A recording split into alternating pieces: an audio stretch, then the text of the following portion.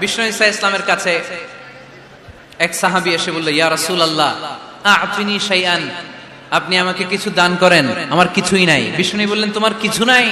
সাহাবী বললেন, ইয়া রাসূলুল্লাহ ঘরে আমার শুধু দুইটি জিনিস আছে। কয়টা? চিল্লায় বলেন কয়টা? এক হচ্ছে একটা জামা, দুই হচ্ছে পানি খাওয়ার একটা জগ। বিষ্ণু বললেন, এই দুইটাই নিয়ে আস। বিশ্বনবীর কথা শুনে ওই সাহাবী ঘর থেকে জামা নিয়ে আসলেন, পানি খাওয়ার জগ নিয়ে আসলেন। বিশ্বনবী সাল্লাল্লাহু আলাইহি ওয়াসাল্লাম ওনার মুবারক হাত দিয়ে এক হাতে জামা ধরে আরেক হাতে পানির জগটা ধরে সাহাবীদের দিকে উদ্দেশ্য করে বললেন, মাইয়াশতারি হাদাইন, এই দুইটা জিনিস কেনার মতো কে কে আছে দেখি? কয়েকজন হাত তুললো। বিশ্বনবী বললেন, কত দিয়ে কিনবা? এক সাহাবী বলে, ইন্নী আশতারিহিমা বিদিরহাম, ও নবী যদিও এগুলো আমার দরকার নাই, কিন্তু আপনি যেহেতু নিলামে ডাক তুলেছেন, ইয়া রাসূলুল্লাহ ইয়া হাবিবাল্লাহ, আপনার সম্মানে আমি 1 দিরহাম দিয়ে দুইটা জিনিস কিনে নেব। 1 দিরহাম, একটা জামা, একটা পানি খাওয়ার জগ, দাম কত? 1 দিরহাম। বিশ্বনবী বললেন, না না, 1 দিরহাম তো অনেক কম হয়ে যায়, মাইয়াজিদু আলা যালিক, এর চেয়ে বেশি দামে কে কিনবা? আরেক সাহাবী হাত তুলে বলতে লাগলো, ইয়া রাসূলুল্লাহ ইয়া হাবিবাল্লাহ ওয়া ইন্নী আশতারিহিমা বিদিরহামাইন, আমি এই জামাটার পানি খাওয়ার জগটা 1 দিরহাম নয় 2 দিরহামের বিনিময়ে কিনতে চাই। বিষ্ণু ঈসা ইসলাম ওই সাহাবাকে দিয়ে দিলেন।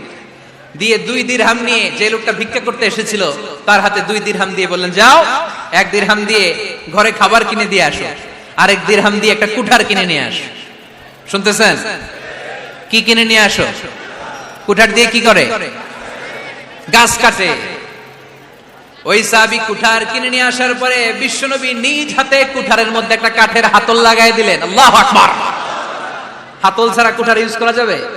বিশ্বনবী নিজ হাতে ওই কুঠারের ভেতরে একটা হাতল লাগাই দিলেন আর বললেন, লা উরিদু আন আরাকা 15 আইয়াম, এই কুঠার নিয়ে জঙ্গলে যাও, গায়ে অনেক শক্তি আছে, কাঠ কাটো, এই কাঠ কেটে বাজারে বিক্রি করো, সামনের 15 দিন যেন আমি আমার চোখের সামনে তোমার না দেখি।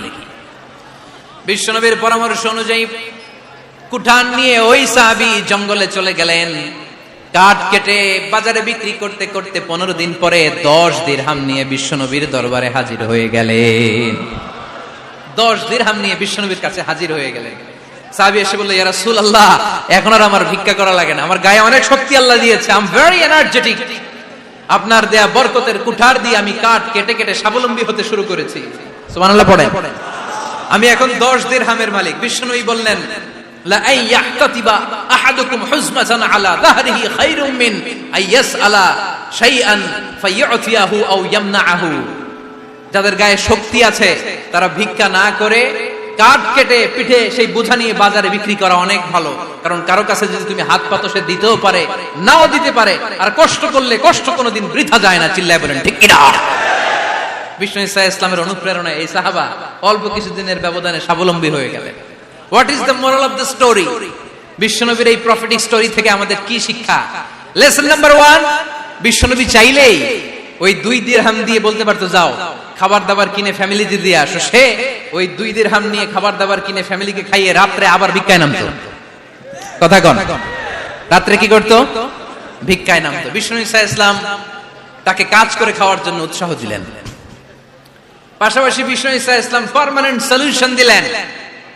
এজন্য পার্মানেন্ট সলিউশনের ব্যবস্থা করতে হবে। অনেকে আমরা যাকাত দেই, যাকাতের শাড়ি দেই, যাকাতের লুঙ্গি দেই, আছে না নাই? লক্ষ্মীপুরে এরকম দেয় নাকি? কি দেয়? হ্যাঁ, গাড়ি, গাড়ি দেয়, শাড়ি না। যাকাতের শাড়ি, যাকাতের লুঙ্গি বলতে কোনো কথা ইসলামে নাই। এগুলো খুব কম দামি শাড়ি, যাদেরকে এগুলো দেয়া হয় তাদেরকে অপমান করা হয়, ঠিক কি না? আল্লাহ বলেছেন, ওয়ালাকাদ কাররামনা বানি আদম, I have dignified the status of the sons of Adam, আমি আদমের সব সন্তানদেরকে সম্মানিত করেছি। সুবহানাল্লাহ পড়েন। আপনাদের চেয়ে সম্মানিত কেউ আছে? মানুষের চেয়ে সম্মানিত গোটা বিশ্বে আর কোনো মাখলুকাত আছে? নাই।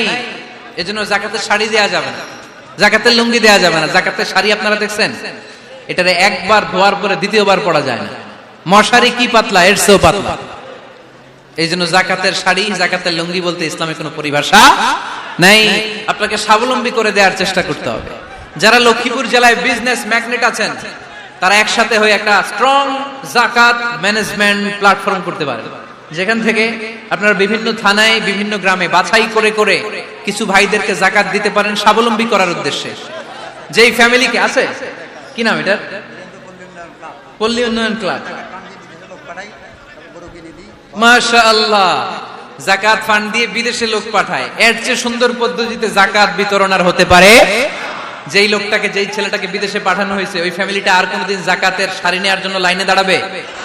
যেই ছেলেটাকে ওনারা অস্ট্রেলিয়ান গাভী কিনে দিছে, দুধ বিক্রি করে যেই ফ্যামিলিটা স্বাবলম্বী হতে শুরু করেছে, তারা আর কোনোদিন জাকাতের লাইনে যেয়ে দাঁড়াবে না।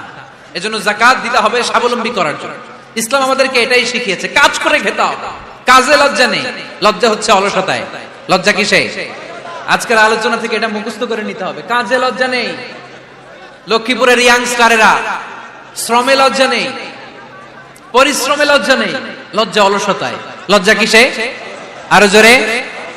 নবীরা কি এমনি এমনি বসে বসে খাইছে? কঠিন পরিস্থিতিতেও নবীরা পরিশ্রম করে উপার্জন করা লেগেছে, ঠিক কিনা? সাইয়েদনা মারিয়াম আলাইহিস সালাম, যার নামে আল্লাহ তাআলা কোরআনে একটা সূরা দিলেন, উনি পৃথিবীতে এমন একজন মহিয়সী নারী, যেই নারীর গর্ভে, যেই নারীর পেটের ভেতরে স্বামীর স্পর্শ ছাড়া সন্তান দিয়েছে কে? সাইয়েদনা ঈসা আলাইহিস সালাম পেটে আসলেন। মারিয়াম আলাইহিস সালাম লজ্জা পেলেন, হায় হায়, কেমন করে এলাকাবাসীদের কাছে আমি আমার মুখ দেখাবো? বিয়ে করি নাই, স্বামী নাই, বিয়ে হয় নাই, স্বামী নাই, কিন্তু পেটে সন্তান চলে এসেছে, হায় হায়, এলাকায় কেমনে মুখ দেখাবো? লজ্জায় পড়ে মারিয়াম আলাইহিস সালাম এলাকা থেকে চলে গেলেন। কি অবাক করা কাণ্ড!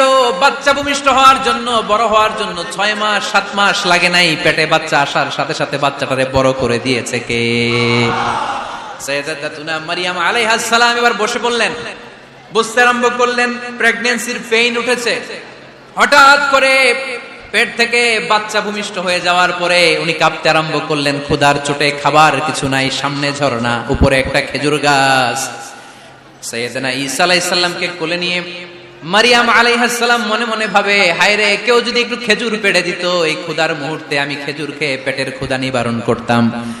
রব্বুল আলামিন মারিয়ামকে উদ্দেশ্য করে আয়াত নাজিল করে দিলেন, ওয়া হুজ্জি ইলাইকি বিজিযিন নাখলাতি তুসাকিত আলাইকি রতবান জানিয়া। কোরআন সাক্ষী, হুজ্জি ইলাইকি বিজিযিন নাখলা, এর মানে হচ্ছে মারিয়াম, কেউ পেড়ে দিবে না, একটু কষ্ট করে হাতটা উঁচু করে খেজুরের ডালা ধরে ঝাঁকুনি মারো, টসটসে কাঁচা পাকা খেজুর নিচের দিকে পড়বে, তারপর তুমি তুলে খাবে। সুবহানাল্লাহ পড়ে।